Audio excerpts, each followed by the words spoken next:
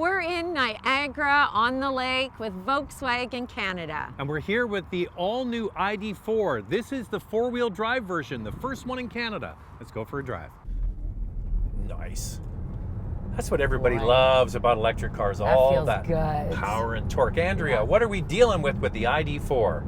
The all-wheel drive model has 2 electric motors with a total combined output of 302 horsepower and 386 kilometers, 249 miles of EV range. The base rear-wheel drive model has a single rear-mounted electric motor with 201 horsepower and 400 kilometers of range, or 260 miles. This has an 82 kilowatt hour battery that has a maximum charging rate of 11 kilowatt AC or 125 kilowatt with a DC charger. So the nice thing is, if you get the all-wheel drive version, you only lose 14 kilometers of EV range. I know, not much at all. Now, and all-wheel drive is so worth it. Listen, that rear-wheel drive base model is brought into Canada just to hit the price point to get what, Andrea? Yeah, to get the EV rebate. Most people, I think, in Canada would and should buy the all-wheel drive version, especially for resale value. Yeah. While we're talking about the base model, what do you get in the ID.4? The base model comes with a 10-inch touchscreen, a 5.3-inch digital gauge display, a heat pump, wireless Apple Carplay and Android Auto, wireless charger, cloth upholstery, heated front seats, leather-wrapped heated steering wheel, LED headlights and LED taillights, front and rear parking sensors, blind spot monitoring and rear cross-traffic alert, and 19-inch wheels. Look at speed junkie over here. So satisfying. I could do this all day. All right, there are no buttons or switches. It's button and switchless.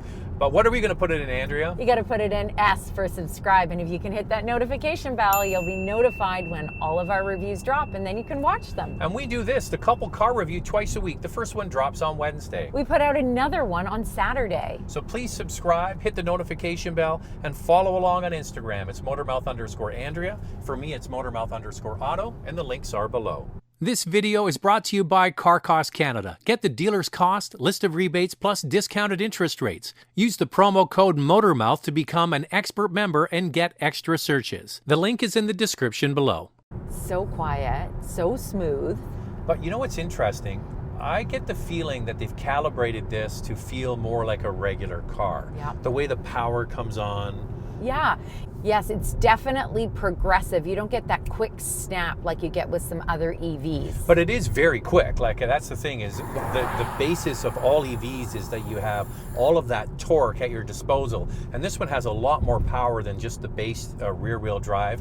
And I think a lot of people are going to gravitate towards this. Yeah. Now, the steering also feels quite heavy and solid, and it doesn't feel overly boosted, which I like. Yeah, I'm a little bit surprised about that because I thought the steering would be lighter. I really like this kind of steering, so I'm happy with it. Now, one of the problems with EVs is that they're very heavy cars, and you have to compensate with the suspension. And I think they've done a good job of making it not bounce over bumps on the road, and it gives, what would you describe it, Andrea? Just like a normal ride, really. Yeah, it feels like a normal ride. Obviously, you can feel that it's an EV because it's so smooth, but so different than something like the Ford Mach-E feels like. I think that this feels more like a typical EV. And interestingly enough, although it feels like a very smooth EV, you can still feel a few bumps in the road once in a while. What do you think about the way it looks? I like it. I think it's a nice looking SUV. It's not overly modern. It's got some nice LED taillights and LED headlights. They have to have it look futuristic enough that they get credit for the fact that it's a new technology car, but it also has to be conventional enough that people will say, I could get my head around that, and I think they've done it. And on size, they're so smart, they've come right into the meat of the market, which is compact utility. That's what everybody buys. That's the way to go. Now, the base model comes with some pretty good features. We went through all that, but if you want things like the bigger touchscreen, which is 12 inches, or the panoramic sunroof, driver seat memory, power passenger and driver seat, then you're going to have to get the statement package, which is going to cost you $8,000. Now that's available on the rear-wheel drive or this all-wheel drive. There's just one trim and one package, and that's it. It's a very simplified way of bringing these to market, but it brings the price way up. So this one starts just around $50,000, and then you add another $8,000, that's up to $58,000. But you know what? A RAV4 Prime is around the same price, and this is a full EV. I agree with you. You get so much more out of a full EV than you do out of a PHEV if you don't have any sort of range anxiety. In that package, the statement package, you can get leatherette upholstery and also a power tailgate. In the package, you can also get ambient lighting and massage seats. Zach, what do you think about those seats? Have you got it on? I'm not sure. It's so subtle. It's very subtle. Now, one thing that's interesting about the design is you get quite a high, what we call belt line, and that's where the windows are. It's interesting when you're in it. It feels like you're sitting low in the car, even though you're sitting on top of the battery pack. When you see the car, it's quite tall. It's got a unique shape to it, and when you're in it, though, it feels big, like it's wide, right? Yeah, it definitely feels quite wide and spacious, open. I like my seating position. I'm not sitting up and over like you would in the XC40 Recharge from Volvo, but it's a really nice, comfortable seating position. One other thing I love is that this comes with a heat pump, and it also has a heated windshield. So in Canada, got to have a heat pump. That gets the heat going right away, and you're not scavenging even more power from the batteries. And you have a heated windshield that defrosts much quicker than having to heat air and then blow it onto the windshield. Same thing, you're saving energy from the battery pack. There's really a lot of space and storage in here. It has generous sized door pockets and a well-designed center console with removable cup holders and partitions. It's a nice interior that is modern with a combination of leatherette or cloth upholstery with some hard plastic and high gloss trim. Now, we came into this video thinking that the interior would look kind of cheap because reading reviews online, that's what a lot of reviewers were saying. But in our experience driving this today, it looks and feels like the same kind of quality you would get in other Volkswagen products. And you've noticed that Volkswagen is moving towards screens with no physical volume or heat controls. It's all about touch base, which some will enjoy and others might find kind of frustrating. But it does give it an overall sleek, clean, and futuristic look. We found the infotainment system to be intuitive to use and responsive in this test model. This is a really nicely sized vehicle. The back seat, the floor is perfectly flat. Of course, there's no transmission or exhaust pipe they have to calibrate into the car. So you've got a flat floor, nice big bench seat in the back. The second row isn't quite as big as what the Model Y offers for legroom. And the cargo area is quite deep. I think it's a pretty good size. It offers 64.2 cubic feet of space. I think the only issue with EVs is that you can really gun them. I mean, you can just drive so fast. I am a little bit worried about speeding tickets. All right, why don't we stop and answer your questions? Time now for questions, coffee, and cars. Your questions from Instagram. Nice looking EV, except for the small center display and the shift rotating dial. Why are companies changing the old stick shifter? How do you find the center display when driving? We were actually talking about that. He's talking about that one. Okay. We find it quite easy. It's excellent. It doesn't impact your visibility when driving at all. So what we're referring to is the Ford Mustang Mach-E has a little screen like this, but it's in an odd placement and you can't see it because of the steering wheel. You've always got to move your head around. This one's easy. And you know what? The shifter thing, I would be used to it after I'm used to it already, and it's kind of reminds me of take on Mercedes-Benz, what they do. Yeah, a little bit. Shifter. Sure. Listen, they could have done a shifter here, but you got so much real estate now, huge cup holders. Yeah, and then you've got the wireless charger here for your phone. And you could even put a big super gulp in there if you've got a holder for that. So, I don't know. Everything's a trade-off. What I will say, though, Andrea, and what I'm really noticing about this product is they're not trying to go too far away from what people are used to. Yeah. Because people are going to be transitioning out of a Tiguan or a Rogue or a RAV4 into this. It still has enough familiarity that makes people comfortable. Baby steps, I would say. I don't You know me, I like a traditional shifter as well. I think Volkswagen was probably trying to be a little bit different. They could have done something else like a dial shifter, but like Zach said, you get used to anything when you use it enough. How does this stack up to the Mustang Mach-E? I personally think the lack of a front trunk on the ID.4 is an oversight compared to its competitors. Well, can I just jump in? This Sure. leaves off on the last point. It's what you expect from a compact family crossover. Yeah. So it has a similar kind of layout on the inside with gauges where you expect them and one big cargo area, and most people are used to that. The front trunk in the Mustang is really not that useful, to be honest with you. Well, it's there for extra space, so I get that. We did have a follower write in and say, I've got 2 Teslas and I never use the frunk. So I thought, okay, well, that was good information. I'm sure many do, and they like the extra space.